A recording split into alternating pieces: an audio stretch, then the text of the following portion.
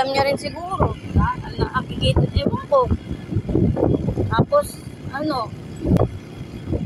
nakikita ko ni RG, yung asawa ni Syra. Sabi ko, ano oras kayo natapos? Hindi ko na alam. Sabi ni Maria, alas 2 na daw. Ay, hindi ko alam, alas 2 na pala yun.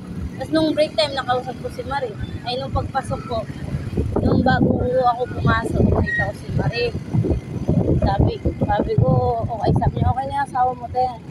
Okay na, daan yung tsinelas niya, naiwan. Dinala ko yung tsinelas niya, nandun sa amin. Ha, dinala mo? Sabi ko, oo, kasi nakita ko nandun sa ilalim ng lamesa natin.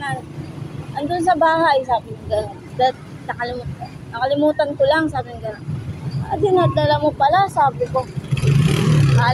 Kala ko saan niya na yung jacket ng anak ko na wala. Oo nga, wala doon. Hindi namin nakita. Sabi ko, anong oras kayo natapos? Alas 2.